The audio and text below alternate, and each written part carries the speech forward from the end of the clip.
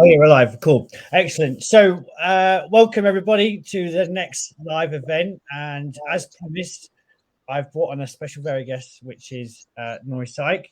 Nory is a very good friend of mine. I think I've known it maybe 4 years now since I kind of started in Sheffield. 4 years.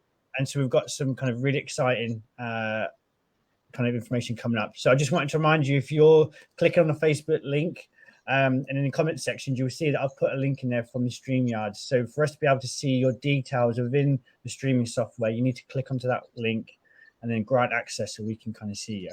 Okay.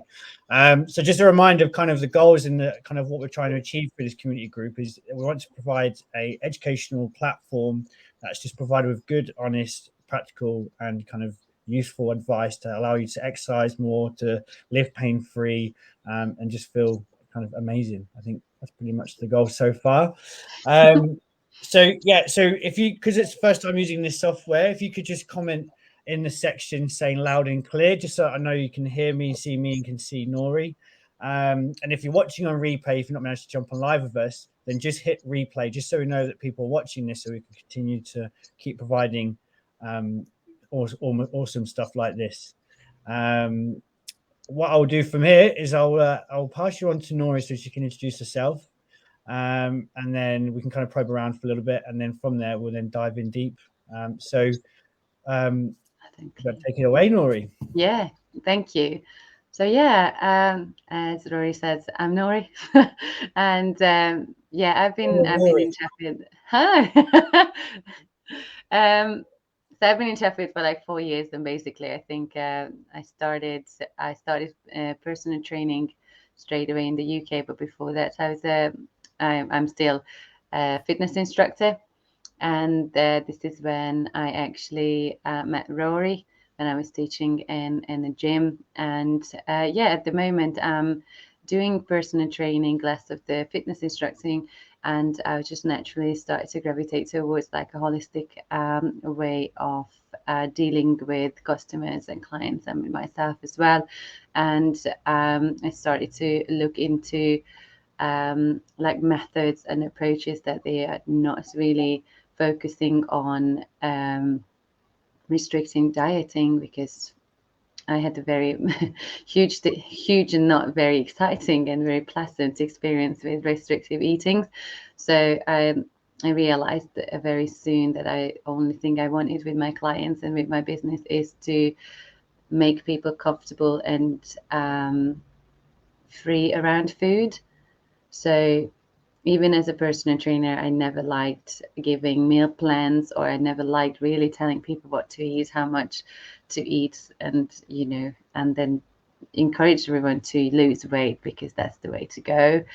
I'm not saying if you want to lose weight, it's a problem or it's wrong. Obviously, it's your choice, but ultimately, losing weight is not the only way to happiness. And so I started to look into more like holistic well-being and holistic health coaching, and this is where I specialize basically in mindful and intuitive eating and intuitive movement as well. So that was like kind of a natural way to evolve, I think. Yeah, brilliant. No, that's awesome, and I think it's a very niche kind of direction. I think that kind of personal training is taking you, and I think taking those different inspirations from the different fields that you've worked in, something that can help. So should I quickly run through? So great to see Alison. Thanks for coming on board. There's someone on there I can't see, so they can hear loud. I said hi, guys, so they can hear us, which is awesome. That's Lee, so he should know that. He should. At the moment, that's me. You doubled up twice on this. I've done it again. So anyway, so brilliant. So and I think what you'll learn and take away from today for our listeners that are here is more kind of understanding on kind of where you can kind of reclaim kind of eating the bad foods, as I suppose the narrative is used to be before, but how to kind of live without restrictive dieting, and maybe aligning it to kind of where your goals are in terms of you as an individual, where you want to be fitter, stronger, you want to be less weight, more weight, whatever way it is. I think it's definitely a good kind of insight to kind of take away. So I'm going to ask you a couple of questions, Nory, that I normally ask people that are on my podcast. So don't feel too panicked. But kind of talk to me, because I know a bit of you was a dancer previously, wasn't you, when you was very young?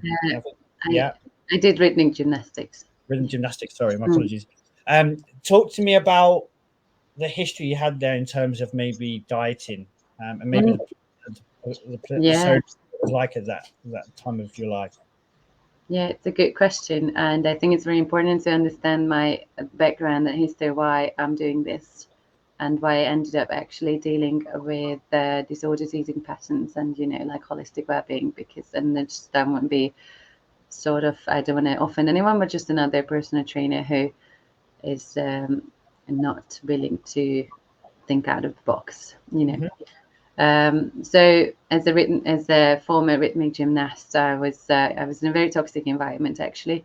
So basically, since age 4, the only thing I kind of heard and listened to that I was fat, and even if I was my skinniest, I wasn't skinny enough. Never skinny enough. So technically, food was always my enemy. And food was always something, it's forbidden, it's bad for me, and it just makes me fat. Basically, that was the only option, skinny or fat. So this is how I grew up. And I went through like 4 years of stage when I was pretty much anorexic. And I just had an apple a day most of the time. And I kept training for 10 hours a day. Wow. Yeah, and I still saw myself in a mirror as very fat, and even if I think my fat percentage probably it was like 8% when I was 17 and 18, and I was supposed to become a woman. It didn't happen. So so after that, obviously, when I finally sort of left the gymnastic world behind, I started to look around and just understood, oh my god, so people can eat and then have fun, and people don't actually care whether I'm skinny or not. And I can eat in front of people and they will never shut my head off or bite my head off, because this is what my trainers were doing. I couldn't eat bread because they would just humiliate me in front of like a huge audience and stuff. So so basically leaving that toxic environment, that was very helpful for me. And I went to Italy, and obviously Italy is the heaven of food. And people would actually got offended if I didn't eat. So it literally changed completely my mindset. It's like, well, how does this work? So eating is actually good, isn't it? It's like it doesn't matter. And then I put some weight on. Shocking, isn't it? Eating lots of pasta and cheese and pizza. But they loved it. They said like I look so much healthier, so much happier. And I think the feedback was really important for me to start this whole process. It didn't start from within, to be honest. And I think it's very important to understand this, that back then I believe that was my main drive, the feedback that I got, because this is how I grew up. People kept telling me that I was fat, so I believed them. So people kept telling me I was not fat, I believed them. And then I started to question a lot of things about eating and food and body weight and body image. And I think it's just naturally started to work on how to be more in peace with myself, the way I am and my body, and the peace with food as well. And I don't want to stress around food anymore. I don't want to restrict myself and eat a bloody salad every time I go out. And then obviously if I go home, I would just like binge on chocolate and whatever. So obviously it's not sustainable. In the end, just finding like a nice balance was the main goal for me. Perfect. And I think I managed to do it. Yeah. Good. No. And I think I had a second question, is what I always ask kind of my guests on here, and why do you do what you do? And I think you kind of cleared that up very well. Maybe a question that I've got, and to guys that are watching, if you've got any questions, do please leave them in the comment, and we will cover that. kind of spaces in between we're talking. But if you've got an insight, you maybe want to know want to know something a bit more depth or detail, then do just leave some comments. It'll kind of help us chew on. But for me, I think certainly this, I suppose, anorexia, under eating, being skinny is a persona. And I think now you go through maybe generations of time, and now it's people then being maybe overweight who get that similar kind of effect as in you're too big, you need to stop eating.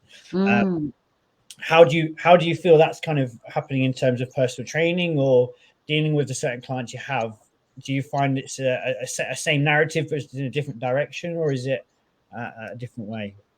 No, like weight stigma is very present at the moment, and weight stigma can affect, I think, the majority of weight stigma is affecting like more like overweight people that are like a size 14 is already sometimes considered overweight, which is absolutely ridiculous because I'm size 10, sometimes they're size 12. But women with like larger hips or like a little bit like larger breasts, they're already considered somehow overweight, and that also affects like loads of things in their lives. You know, they feel very like self-conscious wearing different sort of like clothes or even eating in front of other people because they fear the judgment and the comments from other people, or just even a look sometimes. But believe it or not, a lot of people, they sort of criticize as well or judge very skinny people as well. That you should eat more, you should exercise more. You know, you are not curvy enough to be a woman. You know, which is, I think, it's very sad because my opinion is no one else's business. What my body looks like, I'm not here to please anyone with my body. My body is here to keep me alive and functional, and this is within my business. This is what I'm trying to sort of teach or show a way to my clients as well, that your body is not a tool to please anyone. And if someone wants to comment on your body, that's their thing, is not yours. I think it probably shows their own insecurity at some Exactly. Or their upbringing, you know, because this is that being told. It doesn't mean that it's true, but this is that being told. So weight stigma is very, very much, I think, sort of related to diet industry, because if we didn't have any sort of ideal figure, the diet industry wouldn't be able to sell any meal plans, any other I don't know, diets, you know, like a keto and another thing, another product for cellulite, another product for burning belly fat. It would make no money for them. The diet industry at the moment is making $72 million a year. I think, yeah, and I think until I don't, you know, at which point does that get capped and you know, allow people to, I don't know, distill it, because there's advertisement, you know, advertisement's ever growing and it's going to keep building upon people's wants, needs, fears, and everything else like that, right? They just want to create sort of like this desire to look in a certain way in order to be accepted, loved. I don't know, maybe like even to get a promotion, someone said, because like I can't have a job because I'm too large. You know, there are a lot of conditions that you need to fit in order to be part of the society, and the society wants you to look in a certain way, and that's a pressure. I'm not saying it's just for women. A lot of men are suffering from disorder eating, and body image issues as well, because there's like a huge pressure on the men side as well, what the men should look like. You know, and again, who said that? Right? So it's everybody. I feel like in the diet industry and in the mainstream diet industry, I would say, we don't talk about body diversity, ethnicity, you know, because someone is coming from Africa, their body shape is completely different from my body shape, and it is completely okay. It is natural. And we should normalize that someone is coming from Brazil, is going to have probably a larger hip, and that doesn't mean that she's fat or she has to lose weight. It's just the way it is. Just the way it is. Yeah, I think I'm plugging a podcast that I listened to this morning actually whilst I was driving, and it was a physio kind of talking about actually the science behind why people are larger and not larger. And it was they were first investigating into rats, and they found it by feeding them the same through this experiment. They actually found that there were certain rats that put on weight even though they're eating the same amount of food. Yeah. They breeded them again. That carried on down the timeline. Yeah. That there's now been into kind of, I think, more into the research for obesity and overweightness and everything it builds on is just because someone might look like they've been eating more. That's actually not the case. It could be a genetic thing. That's the restrictive thing, or maybe even an illness, right? You don't know what. There's so many things, so many factors that we like. I think in the mainstream we don't actually hear about or talk about. There's so many people suffering from hormonal issues. If you have endometriosis, if you have, I don't know, a cyst, if you went through a trauma, how do you know? Big thing, yeah. The trauma is basically the body's reaction is literally just like cushioning you to keep you safe and comfortable. Someone actually losing weight because that's a normal reaction too. But this is it. There is not one way to go. There are several things to go, and it is perfectly fine because we are so individual and we are so unique, and we are so unique the way we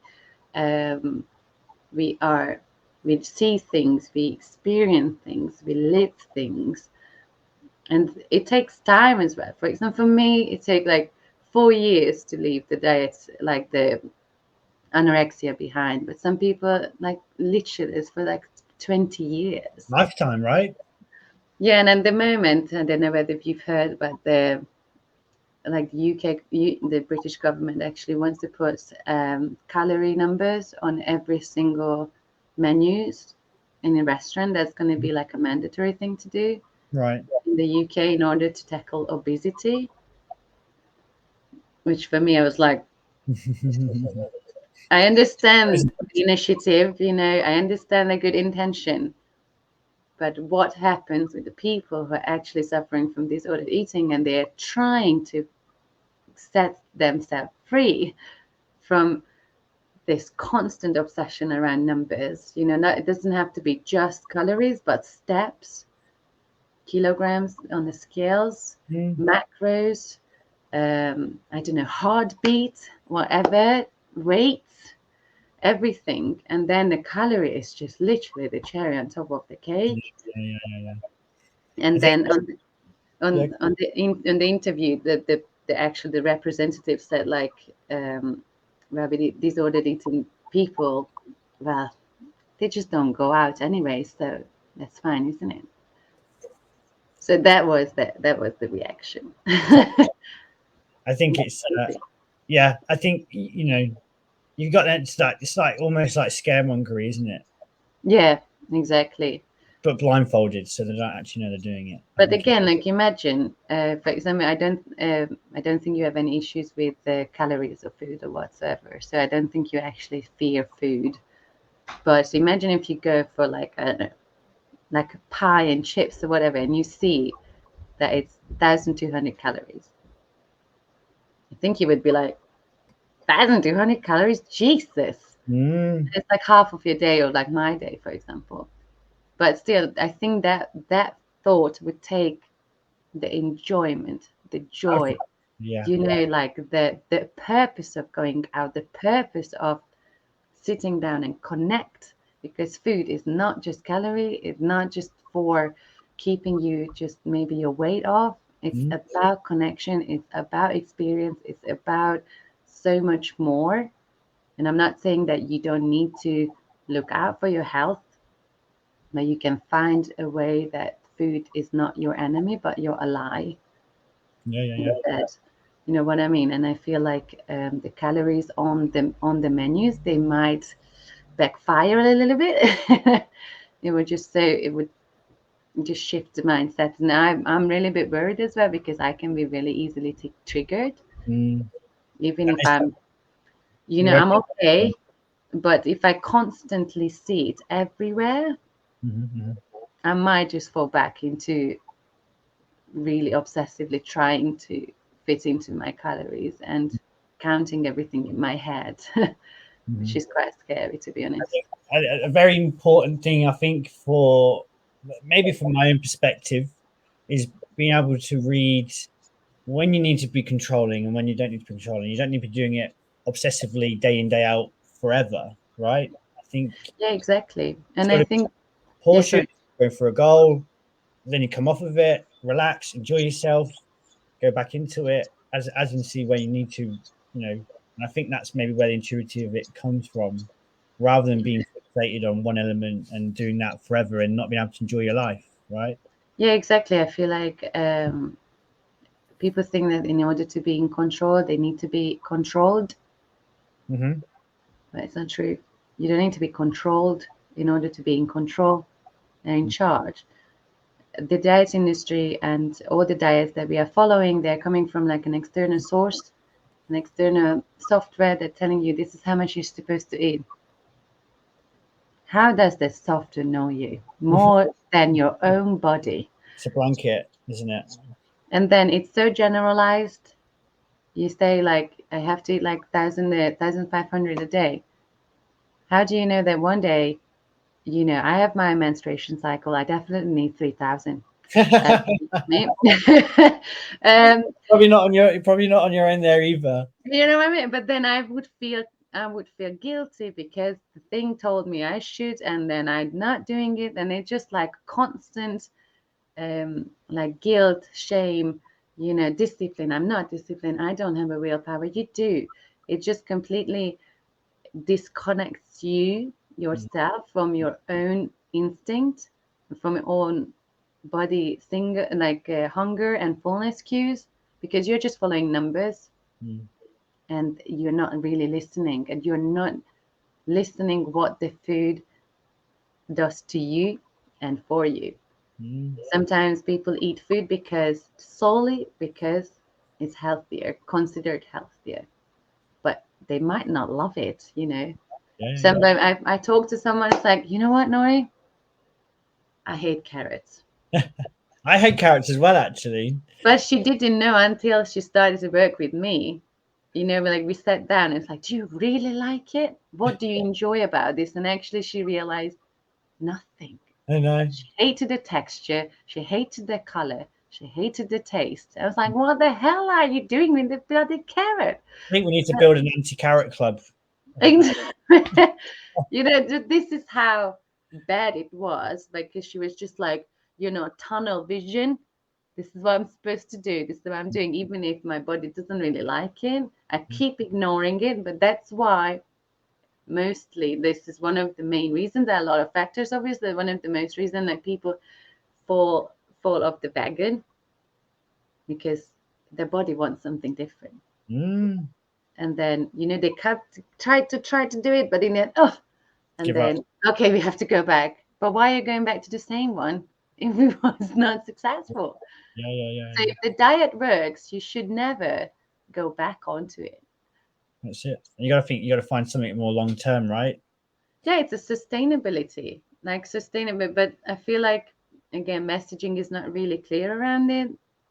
Like most of the time, what I hear and what I see is a meal plan or a diet plan is for 3 months to 4 months. Mm-hmm. I don't understand how I'm supposed to tackle 22 years of food history with 3 months, Mm-hmm. Yeah. right? Mm-hmm. What I say with my clients and with my business as well, I start with 4 months, but believe me, that's not the end. It's not even a start of your journey. we It's just such a small blip in we just kind of like put our hand on the handle. Mhm. We haven't even opened the door, you know, and that's it. And then Yeah. we just try to look into that and what's happening, I think, and then maybe we can open the door when you feel comfortable enough and feel safe enough to make that step, Yeah. because it is huge for so many people to leave this behind. You know, like it's so ingrained, and it's in an everyday activity. So many people that go for shops and they just literally naturally, instinctively choose fat-free food. Don't even think about it. No. Yeah. I think it is definitely Sugar. true. Okay, so what I'm going to do is I'm just going to read through some comments. We've got some comments. I don't know if you've seen it Oh whilst we're yeah, going. no, Jesus, that's true. You forgot there's other people watching. Yeah, forget about people. Sorry, So guys. we've had a lot of agreement. So we've got on here. So Elaine, she said amazing message. Kay, she said you're right, Nory. It's no one else's business. Suzanne said well said, 100% agree. What I've got in here, I've got a question. So my brother's just asked a question. Okay, no pressure. Shoot. Can you see that? So Yeah. I have a partner that was size 8, and now she's size 12 since having a baby. I'm going to get told off now. I think she's around 2 months old.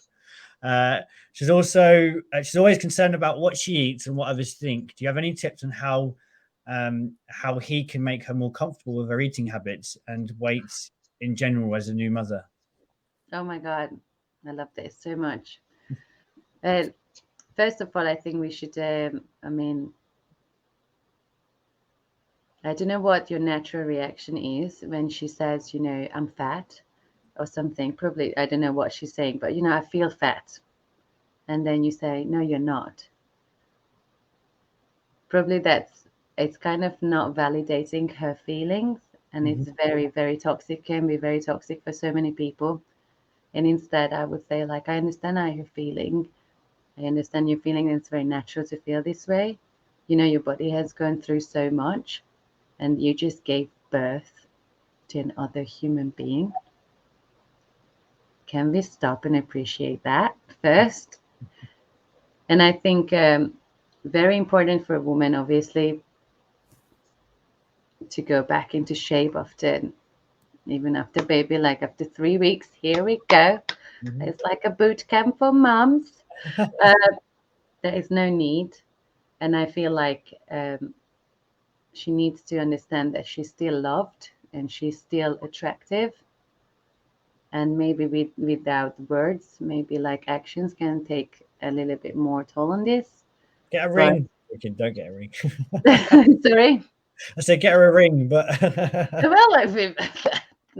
I don't know whether it's gonna work or not, but I feel like acknowledging and giving space to this is very, very, very important. Instead of like pushing back, you know, no, you're not. You're lovely. It's like it's okay to feel this way, and let's see what we can do to make you feel much better. What would you like me to do for you today? You know, what do you feel like it? How can I make you feel safer in your body? Would you like me to maybe, I don't know, just going shopping with you? You know, would you feel more comfortable if I was there with you, or anything? I would say for her, because obviously everything comes in here, because I kept hearing, you know, I was Bodyfield, but I never believed anyone.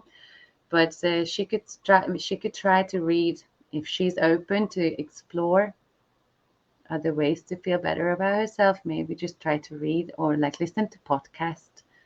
If she's interested, he's interested, or she's interested, I can give a lot of amazing podcasts. It's literally like about body neutrality, and there are a lot of podcasts about how women can recover from the shock that they experience after giving birth and the body transformation, and how can they re-implement, not even love, because I'm not going to say love, but acceptance, because from hate to love we can't jump there.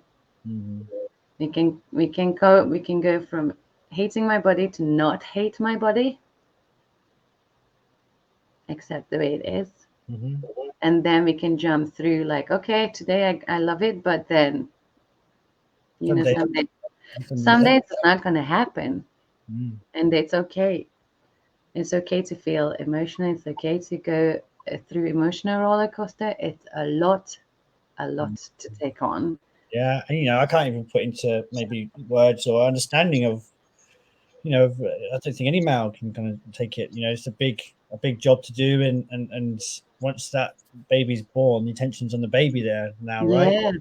Not on the mother herself. Yeah. He's just said back, so that's some great advice. From my point of view, it seems crazy she thinks that way about herself. You're right, though. The instant response is to automatically disagree. I think, they're both quite young. I think they're 20, 26. My brother's 26. Yeah, I mean, it's so hard. He's in a very difficult situation as well, because obviously for him, she's still the queen, the princess, and all sorts. And but women think that because of their body, that role is not worthy anymore. But it's important to see, like, okay, I understand. What can I do for you? Do you want to be alone? Do you want, maybe, like, even I was suggesting, if it's like really bad, like, therapy could be really good. Not, asking for help is great. No, definitely. And we've got two more comments, and then we'll move on. Otherwise, we'll be going to bed with everyone at some point. Yeah, that's true. Will be their nighttime read or watch. So in the case, it's so sad that new mums are made to feel that they have to ping back to their original shape or size within a few weeks of giving birth. And Elaine kind of follows it up as well as, accepting your body after a baby is really difficult. Accepting your body after a baby is really difficult journey, and she's still struggling with 2 years on. That's what I'm saying. Is unfortunately, we don't talk about this enough. There is no. Have you seen any images about women after giving birth? No. Is it natural to accept and acknowledge that the female body is going through changes after 35? No. Is it natural to see, like, like this, like, wrinkles in here? No. We Photoshop out of this, and we just see this from, I don't know, like, famous people that after giving birth, after a month, they all look like this. Well, it's not normal, honey. And I think it's just shifting your perspective as well, and then seeing and try to see other things that are more real and realistic. I would start to look into maybe social media, if they're using any.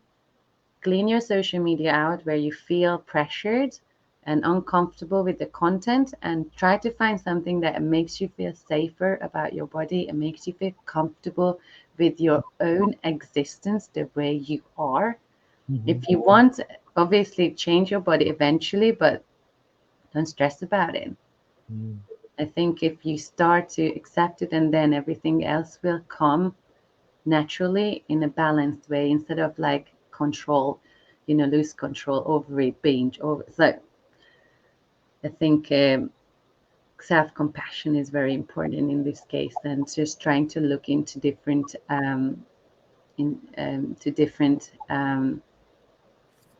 perspective as well, because there's not just one perspective. There's so many people going through the way she's going through.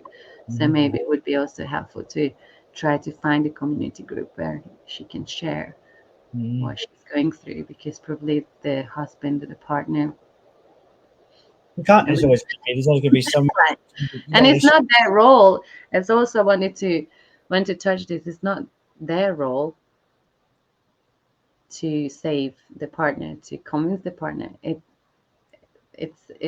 I think it can go very easily to a toxicity, that someone feels responsible for someone's happiness, and it's not the case. You can help, you can support, but it's not your role to push someone into this. No, I agree. It's never going to happen if this should be your role, because it's impossible role to fill in, I believe. So no, I do. Okay, so let's just move on. So there's maybe a couple of topics that maybe we've probably filled some in, but let's talk about so yo-yo dieting. I think it's probably maybe some listeners are very familiar of. So talk to me kind of what it is, what the potential risks are, and so forth? So yo-yo dieting is basically starting a diet every Monday, you know, and then going on for like, it depends on a person. It can be 2 weeks of like very strict dieting, and then obviously the body says I can't do this, and then they just go back, and then on another Monday they're going to start again. So it's basically just like just going back and forth into one diet to another, and then after, I think is the more important thing, they think that the diet doesn't work for them. Mm-hmm. It doesn't mean that the diet didn't work, that's for sure. But maybe the changes that they try to implement in the first place is too sudden. First of all, there's no transition. Second of all, it might be not personalized enough for their lifestyle, for their ethnicity, for their age, because the women after 40, they have to eat differently when they were 20 or 30 or whatsoever, male the same. So potential risk developing pretty much a very toxic relationship with food and body as well, because the more they diet, sometimes the more weight is gonna put up, basically. Yeah. Because the body is just not, it's not built for this. You know, to lose a bunch of weight and then put like twice as much back, lose a bunch of weight, lose less. We can't do that, and the body is gonna just literally, the body's only purpose is survival. And is And there any health implications for doing that kind of dieting? sorry, Is there any health implications for that kind of dieting? health implications. I think it can be very pretty much like the like digestion issues. Some people can develop IBS as well because they're so irregular. You know, nutrition deficiency, hormonal issues, because sometimes, you know, like it's so stressful. The stress hormone is just hanging on with the loss of diet and then not dieting, and then they kind of stress about not dieting. So it's another stress, isn't it? So it can be very hormonal issues, irregular menstruation cycle, skin problems. A lot of times, you know, it can happen, or losing hair. There are lots of things. That is not everyone, but we heard a lot of things about this, and I think it's just mainly mentally as well. It's quite tiring. Yeah. It can take a huge toll on your mental health and mental well-being as well, because you're just going to be so obsessed with your weight, and you're going to be disgusted by yourself because a month ago you were super skinny and now you are not. It's just, imagine like a woman was kind of, who gave birth, you know, had 9 months to kind of get sort of used to the new body. But imagine if it happens every time in every few months. That's crazy. I think Yeah. it's like, it's super, super hard to deal with. And maybe just before we move on, so again, for ladies and lads that are still watching, if you've got any questions, keep probing, keep dropping them into the comments box, because I think it's really good information we've got going at the minute.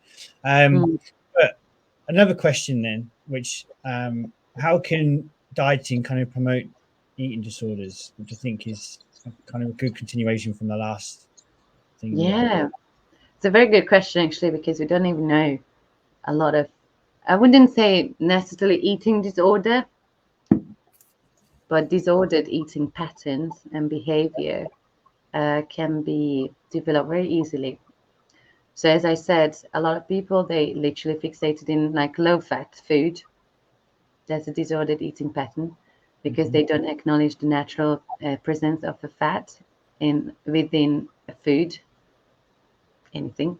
So they just, because they think that low fat is going to make them less fat or healthier, or I don't know what's the reason. So that can be a disordered eating pattern. Or another one, sugar free, or another one, I'm not eating before 12. Yeah. Or I'm just eating sugar until 12 p.m. because after my body is not able to, I don't know what. from perfectly able to do so. Or if I eat this, you know, the next day I have to eat less. Or if I eat this, I have to exercise twice as much to make it up for it. It's like an all or nothing mentality. I think that comes very easily from dieting, because again, as we said at the beginning, there is a set number that we have to follow, and if we don't follow, we're bad. Yeah. Failed straight away. I So think you've definitely hit it. You've definitely hit on to a question that's just been asked. So I'm going to kind of direct you to that. I think who are we on? So Kay's asked, what are your thoughts on time restricted eating / fasting? well, it's the same as if your body think that is very good for you, do it. There is no right or wrong, but if you feel that every time, for example, I'm saying just from 12, okay, you're eating from 12, and I don't know what windows you're doing, like probably 8 hours and 16 hours fasting, but every time it's a struggle to get to 12 without starving, probably fasting is not for you. I think this is the whole point. But if you feel that you can easily follow this and it makes you happy and you function better, amen, do it. But I just feel like this is like what we have to touch. It's just, there's no right and wrong, but I feel it's important to understand what your body wants and how you feel about this, whether it's sustainable on a long term, or you just pushing yourself because it's a trend, or someone else told you, because maybe like for Maria worked, so it has to work for me too, but maybe it does not work. That's a good really good advice. I think my brother's just commented saying, I'm terrible at fasting. I never eat until dinner. I don't know if he's having a joke or not, because that's still fasting technically, isn't it? Well, you know, some days I'm not even hungry until 11, so I don't eat, and it's fine. But some days, if I wake up and I'm bloody hungry, believe me, I eat. And that's it. So I'm not very regimented. Just I really try to tune into what my body wants me to do that day. And again, it depends on whether I slept enough, whether I had enough drink, whether I had salty food, whatever. Whether I'm on a menstruation cycle. There's so many things. But I'm gonna have a busy day, even if I'm not hungry. I know that I'm not gonna eat for 5 hours. Definitely, I'm gonna eat before I faint, or after I'm starving too much, then I'm gonna binge on every food that I could possibly find in the house, which again is not sustainable, is it? No, I agree. You know, I've got different things. I'm a big eater, unfortunately, for my girlfriend's hatred. But yeah, I've tried. I've tried fasting. I've tried eating smaller meals more often. I've had more carbs. I have less carbs. And you're just on that.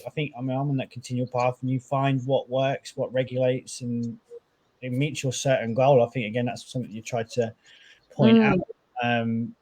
Try not to be restrictive. Try to be restrictive. Find out different eating patterns, different times, different schedules, different foods. Yeah, it depends on your goal as well. You know, if you're really training for something and this is your goal, that is absolutely fine. But I don't think for the general population there should be a guideline for this, you know. Agreed. You know, I don't think we should always follow something because that's the trend. I mean, if I don't want to drop, you know, I don't know, like five pounds for a boxing match or like a competition. I mean, why would I do that? Honestly, no. I just keep enjoying my life, and I just want to eat and go out with friends and just have fun. But that's my point of view. But obviously, I'm not saying like if you want to lose weight because you feel that would make your whole movement and sleeping patterns and everything else better, that's absolutely fine. It's okay, but just finding the way to do it in a sustainable way that you don't do 3 months on and like 6 months off, 3 months on again. I think that's the main reason, the main thing. That's perfectly fine. No, I agree. Good. Okay, so I think I've pretty much hit the points I've got. So just for the listeners, if you've got any questions, this is going to be our last call before we leave. What I would like to say is, Nory, for a roundup, give me 5 points. That way, where's the camera? 5 points. Some key takeaways for our listeners to kind of go away and maybe implement into their lives, or maybe kind of at least reach out for more advice. Yeah. So 5 things, we touched quite a lot of things. I feel like we started with like body image, so maybe we should try that with that one. That I would say the takeaway would be to be a little bit more open-minded and explore different body types as well, and get more familiar with body neutrality and body diversity, and the fact that your body is not broken, but it might be just different, and then it's perfectly okay. And if you're struggling with this, the other advice would be is to clean out your social media and your bookshelves as well. Instead of dieting related books, maybe you could try to find out more about intuitive movement, intuitive eating, and body acceptance. I can, if you want, you can reach out to me and I can give you a lot of lists, because I love these things.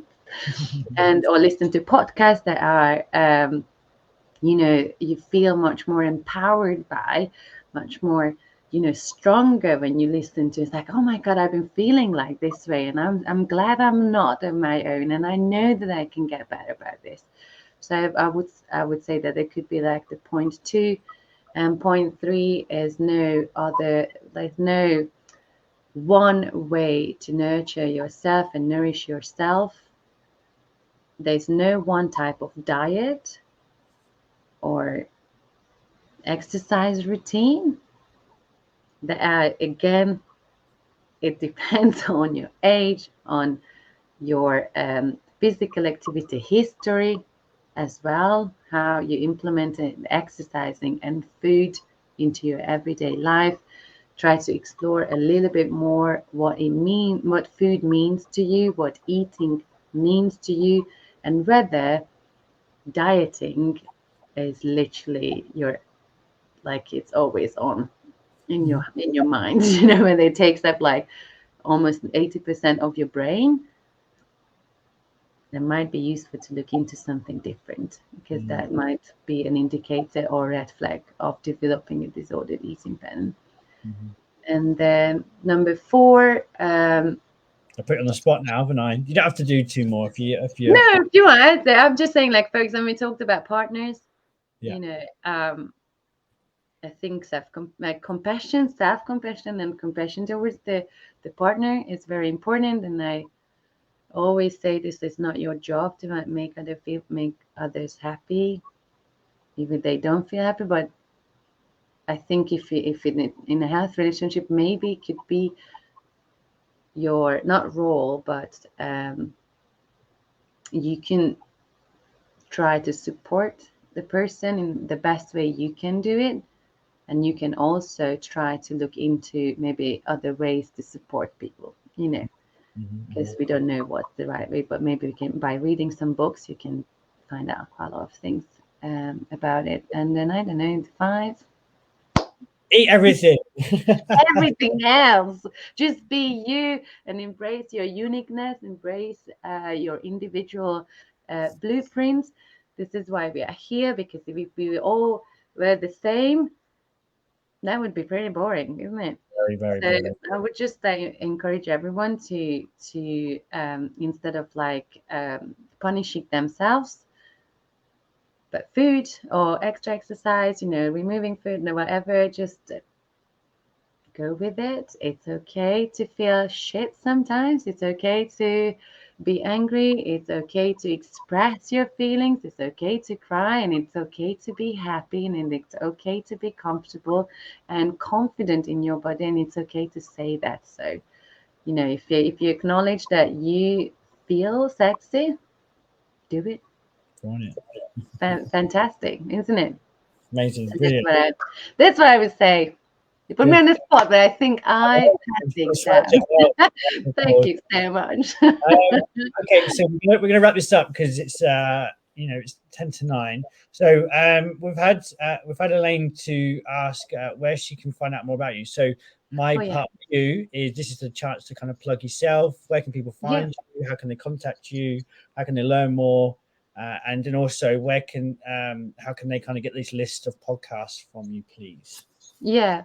So you can message me like on Facebook if you want, because everybody wants different sort of podcasts. So just message me and I can sort of we can talk about it, what you really need, and I would just look into more what I think the best for you and my intuition.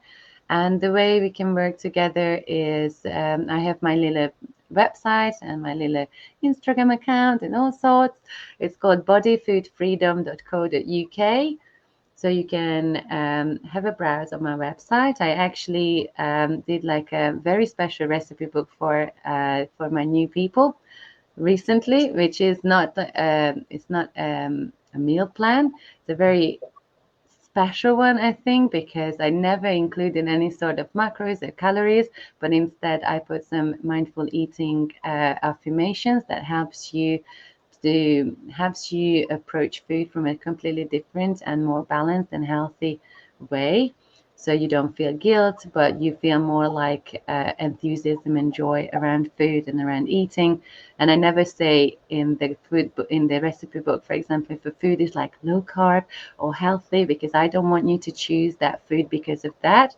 But I would like you to read the title and what food you are gravitating towards to. And then I think that's a very good first step to understand whether you would actually like that food, whether it's healthy or not. And it's just like it's first step to tune into your body. So I'm very happy to talk to you guys. I have two spots open for working with me in May. So I just take on 2 more people in May, and that's it. So. Amazing. Yes, no, I think that new service, that product you've mentioned about the Intuitive Eating book. Definitely, if you're interested in kind of the topics that we've covered today, then I highly recommend you kind of grab this with Nory. Yeah. So what I'm going to do is I'm going to wrap up. So as a reminder, on the 26th of April, we've got Mr. Chris Marsh joining us, who's a psychologist, hypnotherapist, and he's going to be working on some kind of mindset coaching, advice, tips, tricks to kind of help improve your mindset and how you've been doing. So you'll kind of join me to give Nory a round of applause. Thank you very much for tuning in. Thank you for having me. It was really good. I hope everybody enjoyed it and it was helpful. That's it. No, they certainly have some great comments. So if you made it this far, just comment saying replay if you're watching this back. But yeah, thank you very much for joining us this evening. Thank you.